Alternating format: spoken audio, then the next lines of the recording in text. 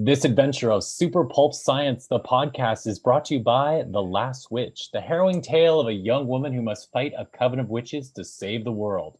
Go buy it at Boom Entertainment's website or at Amazon.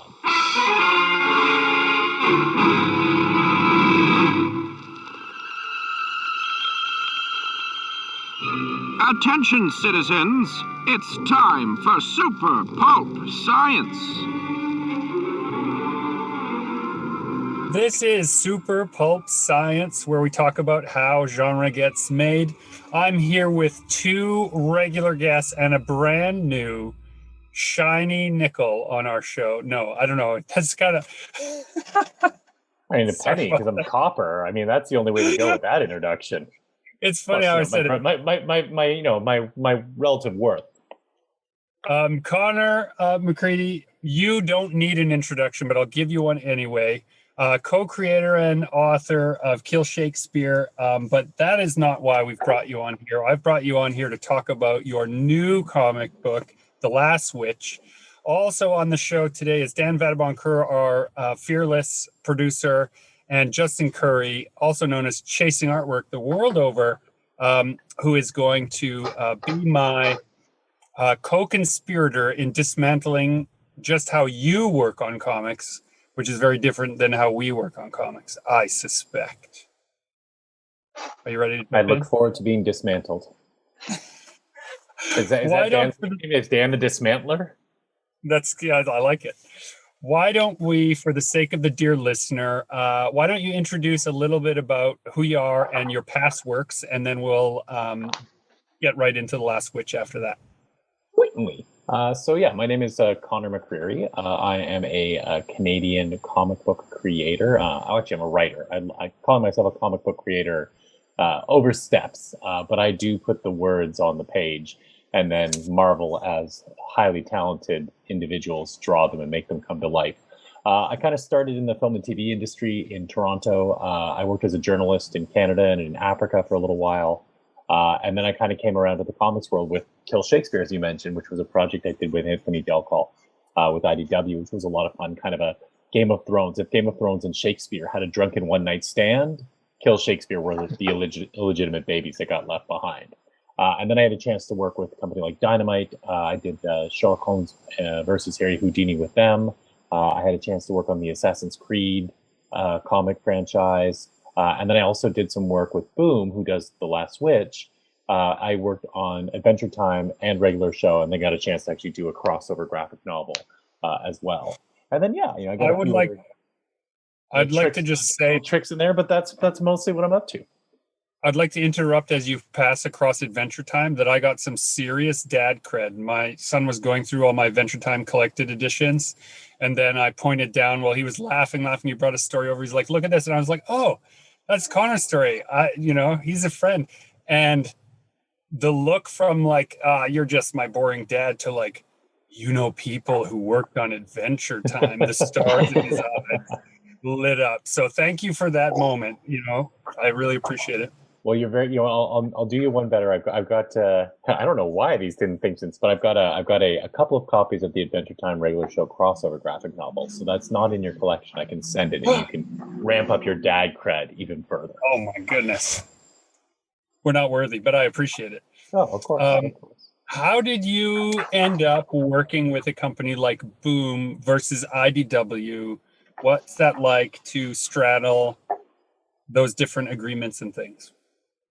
Okay, so I guess IDW and Boom they're kind of similar companies in some ways. And then by that I mean they're companies I think that have done a decent job of having their foot in both worlds, right? So both IDW and Boom have done a good job with licensed properties. IDW's done stuff with Godzilla and G.I. Joe, and Boom, Adventure Time, a regular show, Powerpuff Girls, all sorts of stuff, right? There's been a really nice, both those companies really have done cool jobs with those type of properties, but both of them have been relatively robust, maybe Boom more so right now, in terms of doing stuff with creators and creator-owned books. And so with IDW, that was 10 years ago, and it was just kind of when a lot of the publishers were like, hey, creator-owned, maybe we need to figure that out. And we were kind of lucky, Anthony and I, we were at IDW and in the comics world at the right time for two guys who didn't have a comics background. We hadn't done any comics previously, unless you want to count the wrestling comics I drew in grade 7, 8, and 9, and you should not. But we just kind of came. We had this weird kill Shakespeare, we had this Justice League of Shakespeare idea, and we were lucky that a bunch of publishers were trying to find their niche in this creator-owned world. And so IDW was a really wonderful experience for us, and that they were always really positive to work for. I actually had another project that we were supposed to do with them, and then the artist got poached by a bigger name writer than myself, Donny Cates, who, you know, which you like when an artist comes to you, up everybody these days. And they're like, oh yeah, Donny Cates wants to do something with me. You're like, Godspeed, good luck, and then you're like, son of a gun, you know, and you figure it out on your own. And then and with Boom was a long time. You know, I think one of the, you know, if we're talking about process here, I think one of the lessons for me with Boom was just, you know, just an idea of meeting people and being nice and just, you know, it's the old adage, if you ask for money, you'll get for advice, and if you ask for advice, you'll get money. And, you know, I was sitting down with Shannon Waters, who is a, you know, an editor at Boom at the Seattle Comic Con years and years ago. And we were just, you know, getting to meet each other. She'd like Kill Shakespeare. It was actually funny. Another comics creator that we both know, who I won't mention, saw me sitting there at the, you know, Starbucksy type of thing at the Seattle Comics Con, and like just made a beeline in there because he recognized this editor. I just kind of sat down and then just kind of started pitching stuff. And, you know, you just sort of like go, oh, and then you know what? You roll with it. You make some jokes. You introduce the person. You try to make them look good, because if we can't make each other look good. And after that fact, you know, it was actually the editor. I was like, oh, I'm kind of sorry our meeting got hijacked. And I was like, no, it's all good. Like, we were just here to talk, and, you know, he's really excited to meet you. And I think that interaction actually kind of made me stick in her head a little bit. And so we just kept talking for quite a long time. And then randomly this opportunity to do this regular show, Adventure Time crossover book, came up. And, you know, Shannon's like, look, I know you haven't done like comedy books, but you're funny on the phone. Like, I love having chats with you. And I was like, actually, the first stuff I created in my life, the first thing I sold was a TV show that was a kids comedy adventure TV show that got sold in Toronto and never got made. And I'm like, that's actually kind of my first love. And that's sort of how the Adventure Time regular show, that's how I went from being the history action guy of Kill Shakespeare and Assassin's Creed to the regular show thing, which then when I was pitching them The Last Witch, was it's an all ages book about a young girl fighting witches. And it's, you know, it's meant to be like a fairy tale. And I, you know, that they were like, oh, okay, well that kind of straddles the Kill Shakespeare sword and sorcery and the Adventure Time regular show kind of jokey or kids aimed. And I think it made them feel comfortable that, okay, you know, he could do this, which, you know, I got to say, I think is one of the nicest things about being in comics is you really can just kind of flip all over in genre. In other industries, I think it's like, hey, you're the fantasy adventure person. That's what you are. And it takes you forever to break out. Where in comics, it's like, well, if you have a really good random horror pitch and people like it, now you can be a horror person as well. And I think that's, you know, that's really rewarding in the comics world. I'd like to point out, I'm up to issue 3 of The Last Witch. Issue 4 doesn't come out until next week, I believe. April 7th, I think. Yeah. The thing I'll mention about it, it's interesting that you talk about your humor, because when I first met you, I met you through Renegade Arts Entertainment, did a little dinner, and we met there. I met you and Anthony, and I spent at least half the night just laughing at the things you were saying. I don't know if I contributed meaningfully to the conversation at all. And then when I read your work, I found it very grim and very like quite almost esoteric. And The Last Witch is, I think, in my humble opinion, my humble reviewer's opinion, the most like the full you of the work I've seen you put out, because it's got that grim side, but it also has some great humor in it. There's a lightness when it needs to be light, and then it swings pretty quickly to some horrific, that witch with the like million teeth, you know, all that stuff. I just really impressed overall with the total package of this book. And I can't recommend it enough to listeners. I take that as high praise coming from yourself, because you're a fantastic storyteller. Horror, anguish, and terror are powerful words. Yeah, I think it's funny, right? Because most of the stuff I'd worked with Anthony, and I think if you were to see Anthony's most recent projects, I think people would be like, oh, that's so much more like you, Anthony, like, you know, and I think it was a good thing for us to work together. I think we learned a lot of sensibilities. I certainly learned a lot about how to work as a creator. I think Anthony really instilled a sense of professionalism and a rigor that I might not otherwise have had. But yeah, I think when you work with somebody, yeah, I mean, you know, I think the parts of you that are most you are often the parts that fall on the cutting room floor because they are so you. And for the other person, it's either something they don't quite get, or it doesn't, you know, jive with them, or it's just, you know, it's just not quite them. And so I think Kill Shakespeare works tremendously well because of its a kind of a collection. But I think, like, if you look at the fifth book in that series, which is the Juliet book, that was the one where Anthony was working on other projects, and he was kind of like, hey, like, you know, I'll do like a story editor pass, but I'm, you know, I'm too busy to do this, but I'm really excited that you want to. And I think Juliet is funny. That's one where that's the first time I wrote something where I was like, oh, this is really my voice. And then it was Regular Show Adventure Time, which is another thing that I think kind of showcase a bit. I think it's very funny at times and very random at times, but it's also like, I talk about how I write about kick-ass girls and sensitive boys, and that's, you know, that's me, right? Like I am that. That's the guy I am, and so yeah, I appreciate that, and I think it's also just maturing, maybe as an artist, and you know, and also definitely like the young boy in the book, Brom, is very heavily modeled after my little boy Lachlan, who's 5, and there are little moments that I'm like, oh yeah, that's definitely what Lachlan would say in that situation, where the main character, Saoirse, is a little older than my daughter Peregrine, but there are still moments of like, that's a bit like a wish fulfillment of like, what kind of like superhero would I hope my daughter might be, kind of thing. Although not all the way, because as you said, there are parts of the book that start to get dark, and it is very much a Celtic fairy tale. And if you know your Celtic fairy tales, they rarely end with happily ever after. They often end well in the sense that the hero has triumphed, but there's always a sacrifice. And this book is definitely going to require some sacrifices for our characters. Spoiler alert.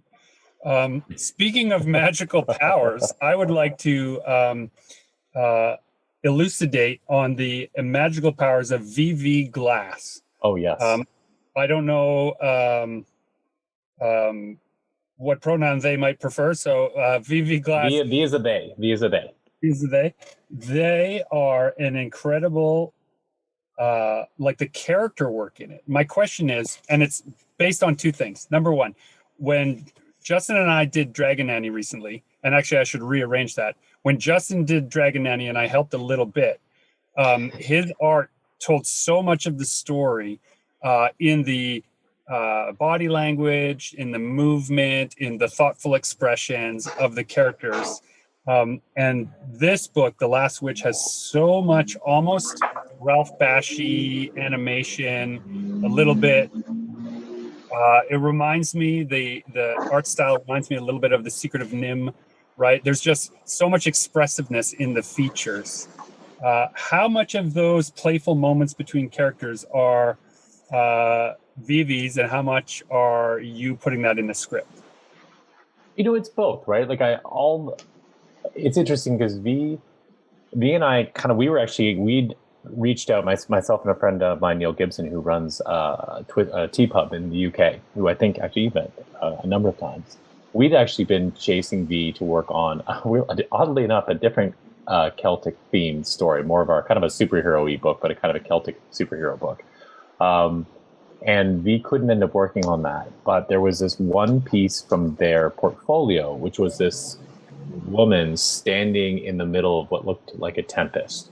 And it perfectly just caught this like elemental feel that I wanted for The Last Witch, which is about this young woman who is taking on this coven of witches, and each of the witches' power is mapped to one of the elements. So very like Avatar: The Last Airbender kind of stuff.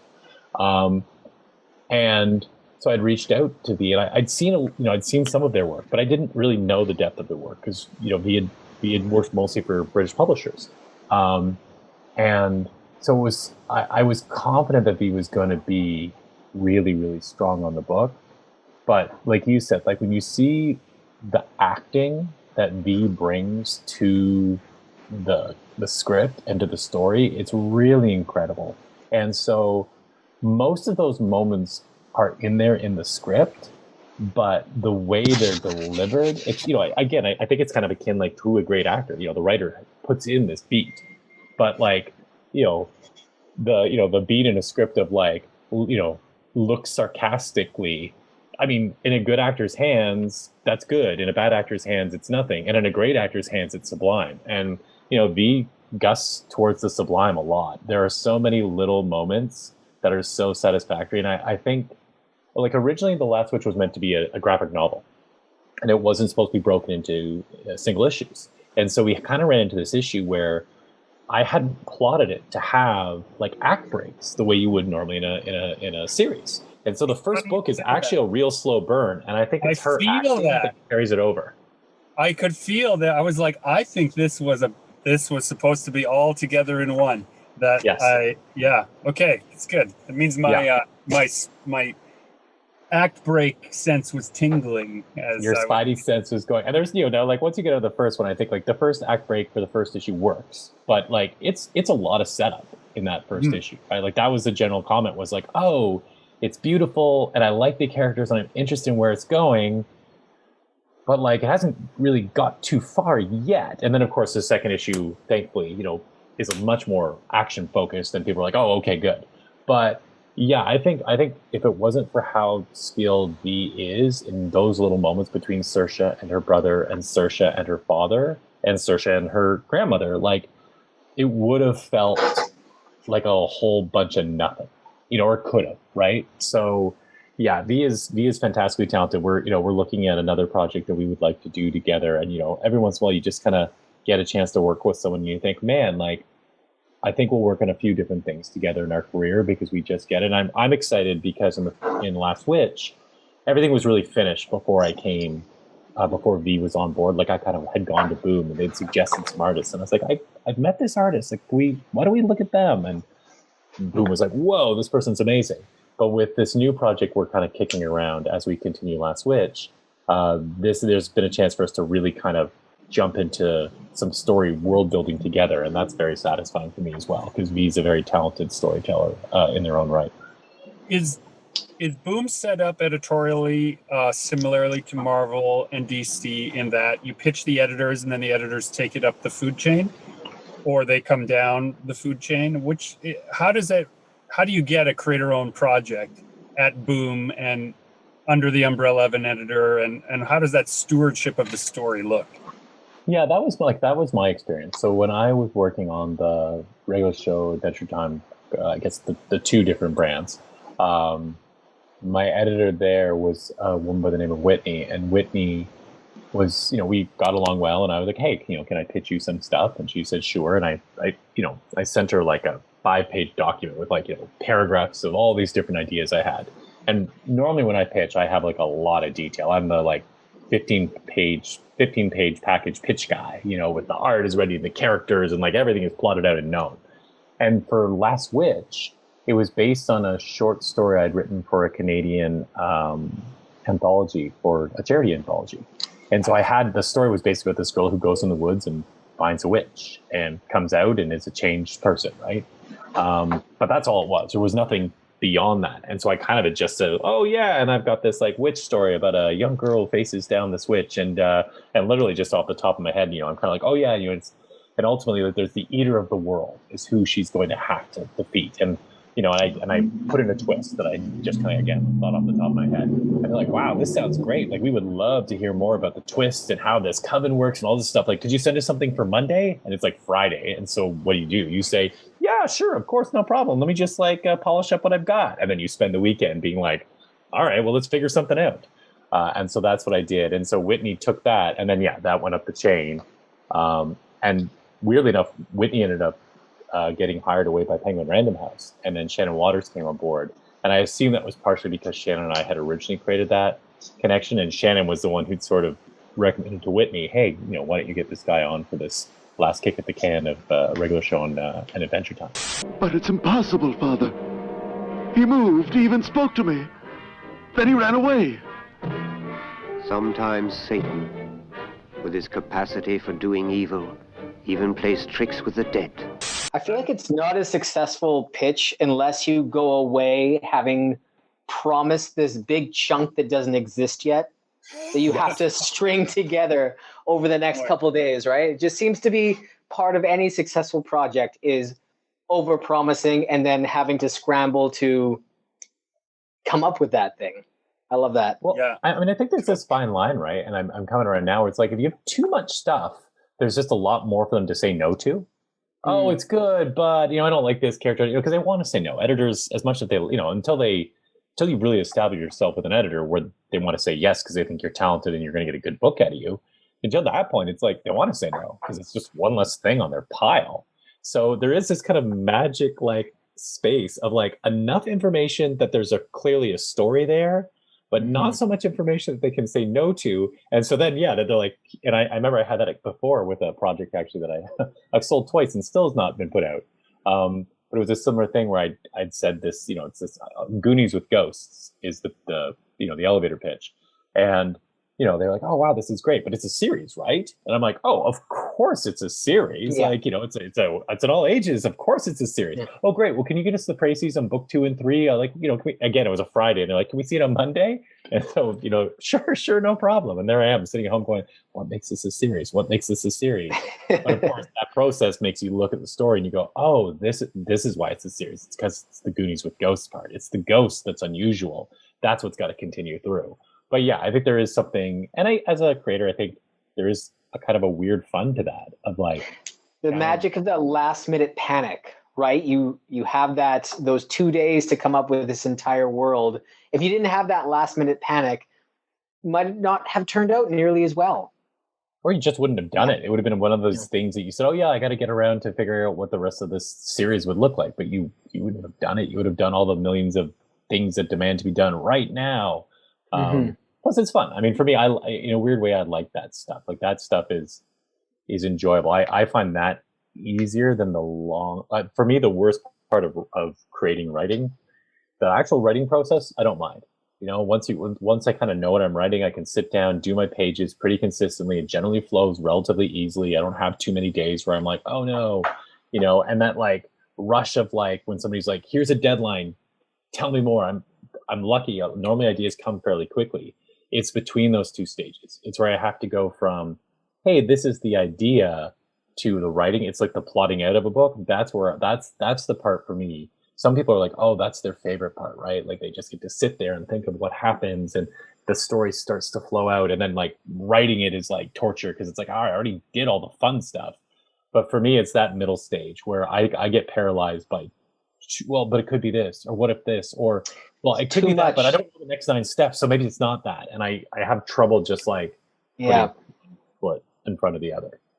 It's too blue sky. There's too many possibilities, and it's too easy to just run in all those directions. I find that too. The planning out stage, at a certain point, I just get anxiety over like how much potential the project could go. So I know I just have to kind of sit and start making things to kind of like, constrain that crazy storm of potential, because once your mind never stops, right? It just keeps, what if this, then that. And at a certain point, you just need to stop and start working on it. And that's where the structure of the deadline landing on top of you, whether it's, because you accidentally promised it in a pitch meeting, or because an editor, or because you've set a print date or whatever, that deadline then takes away the guesswork. It's not, I could think of anything. It's what could I think of in the hours I have left? Yes. No, for sure. For sure. And I think, like you were saying, Justin, I think there is that, it's like if you say to somebody, write me a story, well, you'll get something. But if you say, write me a story set in a spaceship, with a the classic HAL computer, you'll get something very specific. You'll get something faster and more, like the more limitations you give to the storytelling, in some ways, the tighter story, really almost always the tighter storytelling you ultimately get. And so, it's definitely, but to kind of circle back to where we were originally going from, Boom is definitely one of those, you go to an editor and then they walk it up. And in some ways it's kind of weird. Like IDW, earlier in my career, I was kind of able just to pitch them directly. now it's a little different. I haven't done something with them for a while, so I can still pitch them, but it's going through this kind of process. But it was weird because I could kind of pitch directly and have an actual just conversation right then and there to answer things. And then, it is sometimes frustrating. You give it to the editor, and then it's up to the editor to go, to go battle, to go fight. And of course, they've got the tools because they know the arena that they're fighting in better, and they know, who and how, what what the battle is going to be, like what they actually have to win on. But it sometimes feels very helpless to sit there and be like, oh, like I can't be there to answer a question or to come up with an idea on the moment. Right. Which is, in my limited career of pitching in film and television, and Gregory, you've got experience in this, is that there is sort of a fun of being in that room, and then a question is asked and you just come up with an answer. And sometimes the answer is really good and you're pretty happy, but at least you're there to like. That's right. Well, and they sometimes see the moment of inspiration, and that's infectious, right? There's an old joke. I think it's a John Cleese joke about how many Hollywood producers does it take to turn in a light bulb, to put in a light bulb? And the answer is, of course, does it have to be a light bulb? Yeah. And so when that question, does it have to be a whatever? And if you know your material really well and you understand like the scaffolding, like if you pull this thread, what are all the pieces that fall away? And you're able to plug something new in right away. That sometimes takes you a step closer real quick. Not always true because there's so many different pots. One of the things I think that the dear listener might not be aware of is that one of the reasons why an editor has to go fight for a book is that there are limited resources at a publisher. And so it's a certain number of pages, it's a certain number of publication schedules. Will this generate revenue for the publisher over this other project, which maybe has another creator attached that is a rising star or whatever? There's all these behind the scenes mechanics that the editors are privy to that the creators are not in those kinds of environments. And it can be disheartening when you find out like, oh, it turns out the reason we can't do your book is that somebody more famous is doing a book and they've taken your slot, right? Yeah. And that's I've had that happen to me. I remember with that Good News with Ghosts project, the first time we sold it, we got to the stage of like, hey, who are we going to pick out for the colorist? And let's rework the cover design and the script. Hey, let's continue on with the script sort of thing. And unfortunately, they came back and it was just that. It was like, look, we ended up taking on a high profile property, and that means we have to cut 3 other properties to afford the high profile property. And you're one of the 3 last ones into the hopper, so you're one of the 3 first out. Now, whether that was the case because we were one of the 3 last in, or whether it was because, hey, you're the Kill Shakespeare guy, and that had X amount of currency, but we have A and B and C's amount of currency on top. You never really know what the sense is. And I feel like, no publisher really, even if it's the truth, there's not a lot of people in our industry where if you said, look, hey, Connor, ultimately, we had bigger names who we thought are going to sell better. Like, and I would understand, like, honestly, I'm a biz knob. That was my undergraduate degree, was business. And I would sit there and be like, yeah, no, it makes total sense. Right. Like, I'm not offended. Like, cool. Just give me a chance to knock on your door again. But that's a hard thing. It's hard to go to somebody and say, look, no matter what we think about your story, we just think somebody else's will sell better. But at the end of the day, that is, like you said, that is the primary consideration for the publishers, is they have to sit there and think, can we sell this thing? I am no longer your father. My blood is no longer your blood. The spirits of evil have rendered that tie between us forever, and an accursed poison flows in your veins. Dig into the nuts and bolts of how Boom structures a deal. Is it do they pay a page rate? Do you have to pay your artist a page rate and then you advocate for the deal? Was this a creator owned where you're the creator and you subcontracted the TV? How did that all, what does that look like to a person who reads? So for Last Switch is a little different than, so Last Switch basically was because I had brought them the concept and pitched it to them, and then I kind of suggested the artist. So the way this one worked out is I got my advance and I got my share. I have my contract that says, here's your share of the profits. And then there's there's another portion of the deal that talks about media rights and how those are split. And, Boom has a pretty well-established presence in film and television. So while the rights and stuff are mine, the control of the property is functionally theirs, because they feel like they have they have it especially with that. And they've got their, if you follow, which I can and can't talk about, but if you follow the news and search kind of Boom and what, kind of what streamer they do business with, it's one everybody knows kind of thing. So that's kind of how they work. And then they separately went to V and said, hey, this is our budget per page. Now, I'm not sure how it'll work if V and I, we intend to kind of pitch this new idea around, and Boom would certainly be one of the places we would pitch it to. I don't know how that would work in that stage if V and I are representing ourselves as co-creators. I mean, obviously that would cut V into the back end. I still assume that might change the advance. Like Boom might then just do one big advance, and then it's up to V and I. We want to split that. But in this case, I got an advance, she got a page rate, and then V and I have our own separate agreement around, well, what do we want to do with the rest of this stuff? Because even though V was brought in as I guess technically a freelancer, like I'm the one who brought them in. And I was, and I had considered them as somebody as like a partner on the project. So I looked at that and said, okay, this isn't like, say when I worked on Adventure Time, they brought in this really talented Italian artist, Mattia Di Maio. But like Mattia and I never spoke. We didn't know each other. Like, I was writing words, he was drawing pictures, and that was that, and there was no kind of, we're a team or not the same way as it is with, say, me and Andy Belanger on Kill Shakespeare, or how V and I are working on Last Witch. It must have been such a challenge to write comedy, setting up physical beat and not being able to talk directly to the artist on that regular show book. Yeah, it was weird. It was weird because there was, and again, also because there's a bit of a difference in there's something lost in translation, obviously, because he's, Italian is his first language. And, some of the jokes were kind of weird pop culture jokes. So I wasn't necessarily sure. But speaking of talented cartoonist, Mattia Di Maio is very, very talented.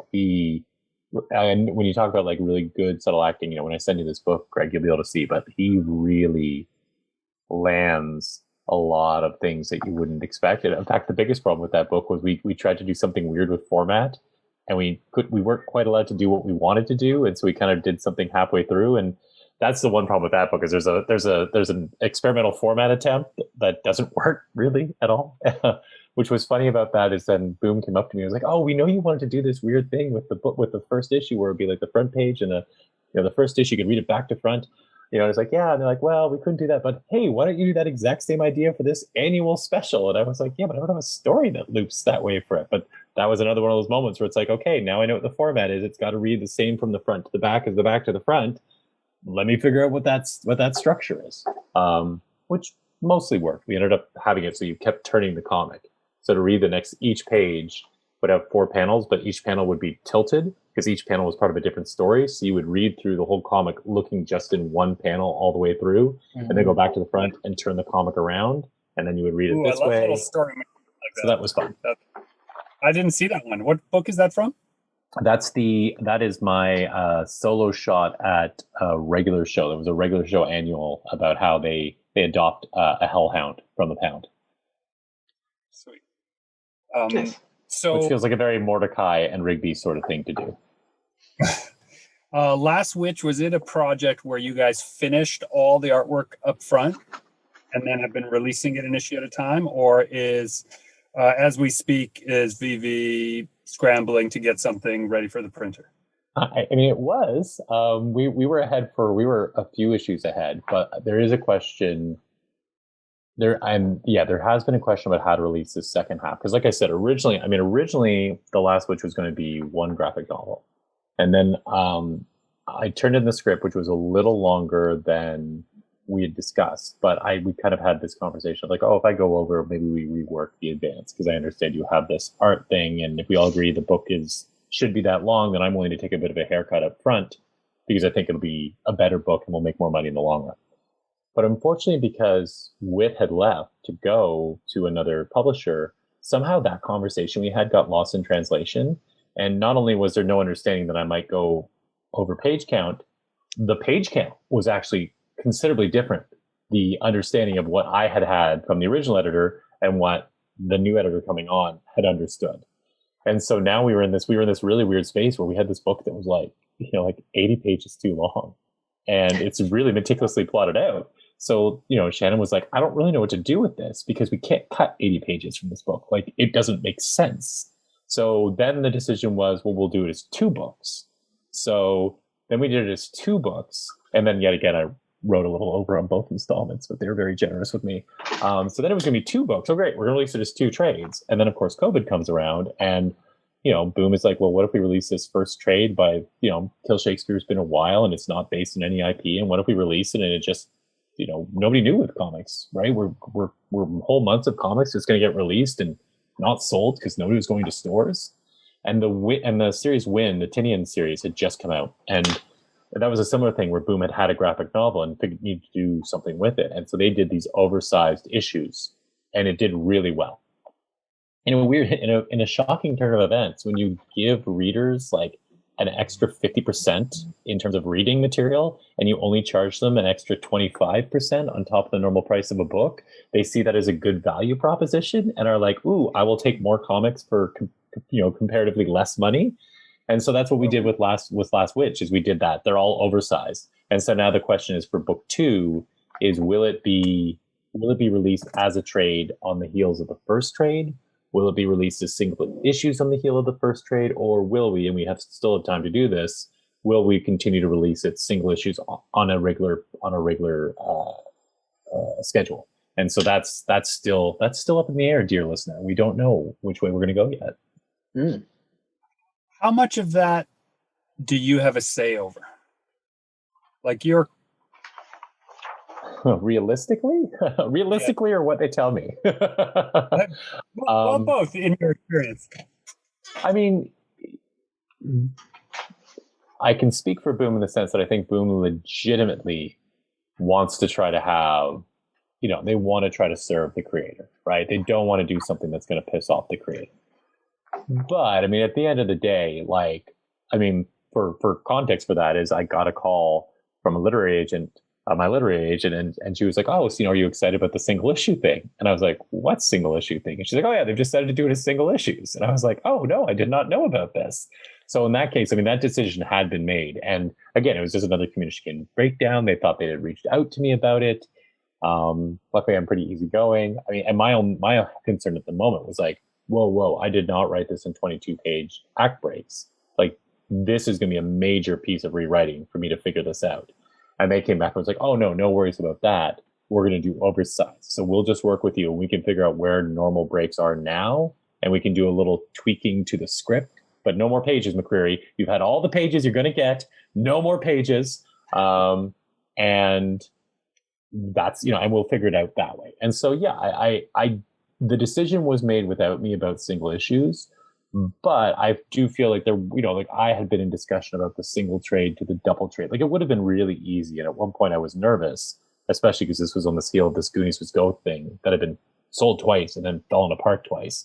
I was sitting there going, oh man, because of this, are they going to come back and say, look, we really do like the idea, but this is a lot more story than we were planning on buying. So, you know what, we'll set you free and you can sell it to someone else, blah, blah, blah. And, they never did that. They wanted to make it work, and they worked really hard to make it work. And honestly, it would have been, they put their money where their mouth is to give them complete credit. They could have easily have said, look, well, it's longer, so we're going to just stick to the original deal. But they were like, no, we'll find the money to pay you the equivalent rate for this longer book, which I really appreciated, because it would have been very easy for them to say, hey, miscommunication thing, but you want the book published or not, kind of thing. And that's not how they work. They're good peeps over at Boom. She's breathing. We're in the presence of some unnatural mystery. Okay, so we talked about the nuts and bolts. Let's talk about how it all fit together. Why don't you tell the listener, and actually Justin and Dan, because they're not familiar with the book, tell them the story of The Last Witch and what they should expect and why they should go out and order copies. Because I need to feed my kids. So The Last Witch.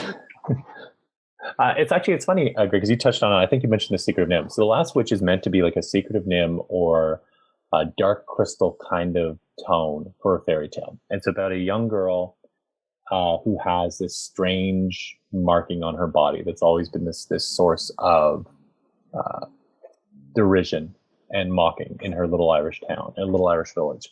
And she decides one day on her 12th birthday that she's going to, in this competition with this other, this kind of obnoxious young boy in her village, they're going to dive into the forest. On the one day of the year, you are not supposed to go into the forest. And they're going to try to find the ruins of this witch's tower that are said to be there. And that one of them is going to find this tower. And the idea is we're going to race. One of us is going to find the tower. Neither one of us have ever gone past the hedge in the woods. But we're going to do it this time. One of us is going to come back with a piece of the tower. And we're going to be, the other one is basically going to be, in our debt for the rest of our known lives. And Saoirse wants to do this. She wants to be special, right? She is in a poor village. She is a member of the poorest family. Her mother has passed away from the famine. Her grandmother is this very strange woman who lives alone in the woods and is kind of looked at, with a side eye by the rest of the village. She's about as low as you could be on this totem pole. And so for her, this is she wants to be special. And the story is about, part of what The Last Witch is about a young woman taking on these evil witches who want to finish the job that the famine started, which is to end all of Ireland, to take out everybody. The reason they want to do that is because that is going to give them the power to open the door between our world and the fairy world, where the king of the fairies, the eater of the world, is lying in wait. And if they open that door and bring him into our world, he's going to take it over, and the witch who is responsible for that will sit at his right-hand side. So that's kind of the stakes, right? It's a save the world kind of adventure. But really a lot of what it's about is it's about wanting to be special, and about then finding out that you are special. Because this strange mark I mentioned, this is the witch mark. This is this thing that both marks her as someone who actually has an affinity to magic, but will also protect her from magic and allow her to absorb magic. And so it's like you find out you're special, but there's kind of a weird thing when you want so badly to be special, and then you find out that you are. There's a moral challenge that comes with that, of how special do you allow yourself to feel? And if all of a sudden you're special, does that mean the people around you aren't? And if they aren't, well, then doesn't that justify you being allowed to do what you want, no matter what it is? And, it really is a story about, power corrupting. And it's very clear from the beginning, this is not a spoiler, as we get very early in the book, we find out that one of the big battles Saoirse is going to have, it's not just going to be about her fighting the witches. It's going to be about her harnessing this power that isn't really meant for humans, and trying to keep it from turning her into a member of this coven. Someone who would rather open that door than keep it closed.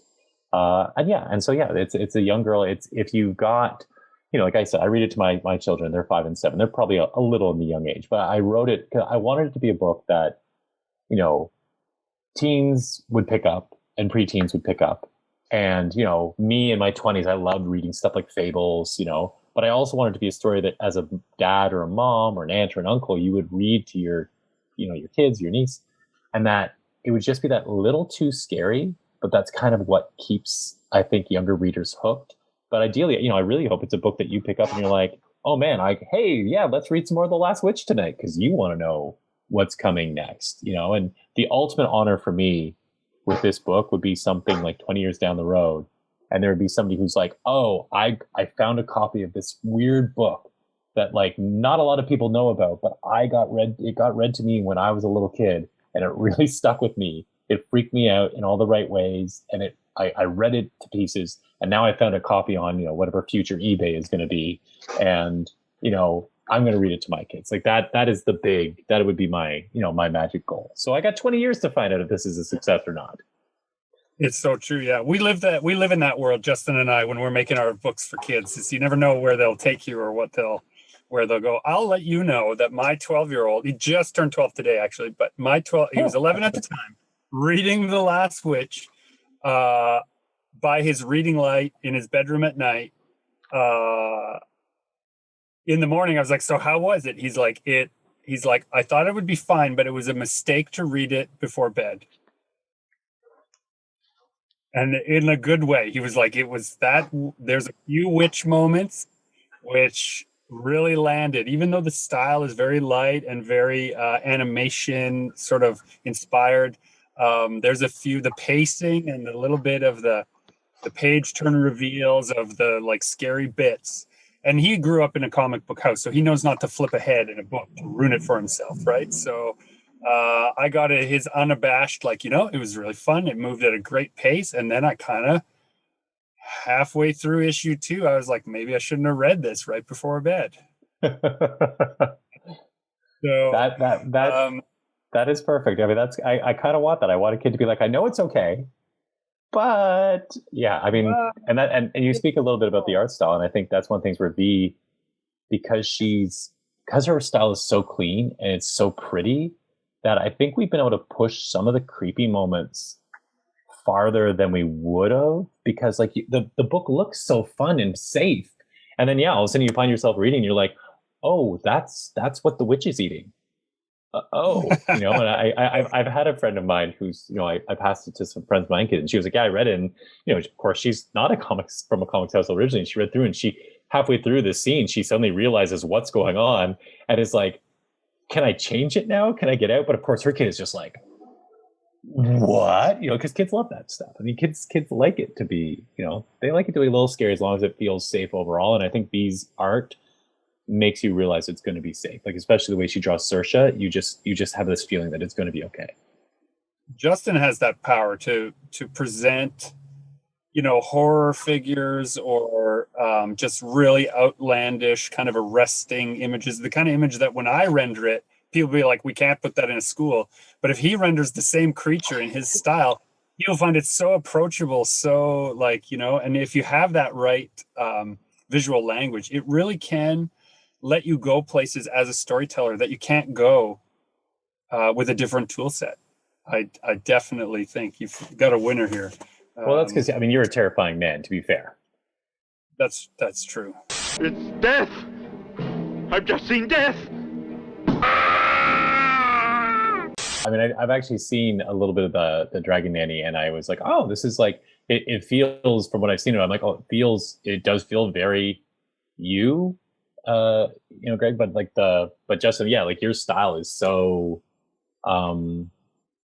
it's so inviting, right? Like one of the things I really love that you do, and I know this is both of you working together, but I really love how complete the world of the pages feels. Like, one of my pet peeves is backgrounds of comics where it's just like been just shaded a color, like there's no actual background. And I get why that happens sometimes, right? Like sometimes it's like, look, it's a close-up of a person. We get no payoff from the artist spending their time doing details in the background.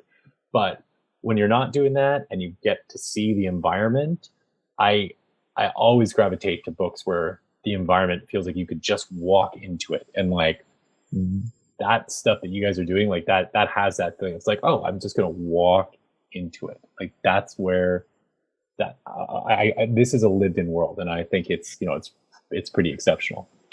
I think go ahead. Right through from Cassian Fong to Rust and Water right into Dragon Nanny. Every time I turn one of Justin's pages, the world seems bigger, and I don't know how the world can get any bigger. And then you're right. I am in awe of that. And even though I illustrate pretty heavily, even do backgrounds now, I can't come close. So Justin, why don't you speak about that? How do you get it so big? I think that comes from my obsession with concept art books and the art of books. When I go to like a bookstore, I beeline for that section where it's like the art of Frozen 2 and the art of Steven Universe. Like, I have so many art of books that I've never seen the show or the movie to, but my favorite thing to look at is the concept art and like the full background shots that in the show you only really ever saw like a little frame, but in the book they show you the huge scene that it actually came from. So especially with Dragon Nanny, I think like for a couple weeks before I got into the characters, I was just doing like establishing shots of the world. I really fleshed out the environment, and then I had so much fun making these big establishing shots that I never dialed that down. I just kept it going the entire time. And so I wanted to ask, like with your books, do you plan to have a section of kind of the building of the world and all that concept art? Is there, or did you run out of pages? Do you use all those pages up? Or are you Yeah, going to have room? Yeah. yeah, I don't know. That's a good question actually, because everything's coming up. Probably I used a lot of them. That is a good question because now that we've done it as single issues, there is kind of an open question of like, well, what does the trade look like now? Like, what can we do?